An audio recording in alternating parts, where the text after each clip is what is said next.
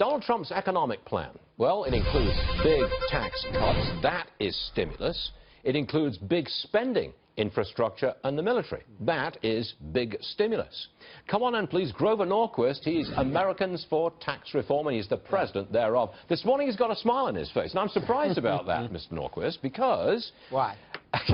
Because I didn't think you were a big spending, big stimulus kind of guy. And that's what Donald Trump's going to be. Do you approve?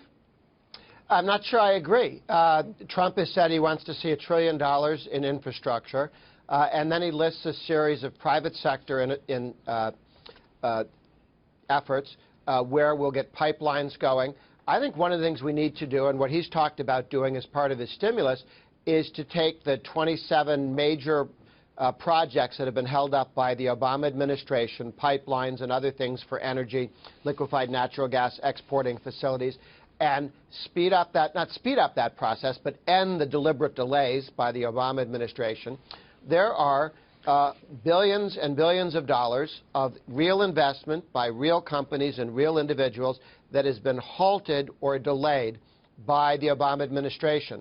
I think Trump ought to go out and do one of those 20,000-person rallies at the site of every one of those that's being held up by Obama's regulators and put their names out in the newspaper. But if you start spending big on the military, for example, and you cut taxes, the inevitable result at first, and I stress that, at first, will be a sharp jump in the deficit and the debt.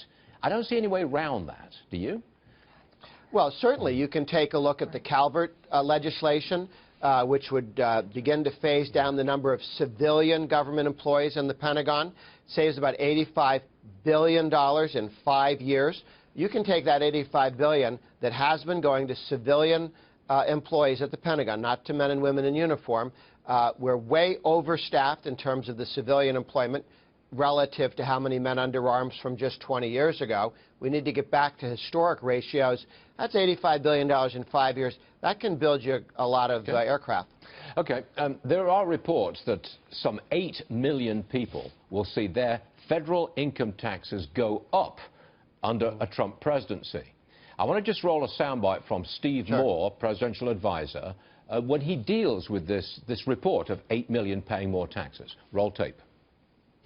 We have made a priority that if you're paying taxes, you can take this to the bank. If you have a tax burden, under Donald Trump's plan, your tax is going to go down. It's not going to go up. So if there are people who will fall through the cracks, we're going to fix that. So you agree with that? They're going to fix it? You can figure this out? Well, certainly the plan that they've put forward reduces taxes for all quintiles and is better than what Hillary was proposing, her tax increases. For the richest, the middle, and the poorest, all of those quintiles do better under Trump. There may be examples where somebody falls between the cracks, and as Steve said, they'll look at that. But the goal that Trump has is to reduce taxes for everybody and to take the corporate rate from 35 to 15 to create jobs for everyone. Grover Norquist, you entered the interview with a smile on your face. I figured you're a happy guy with Trump in the White House. Are you? You're a happy guy?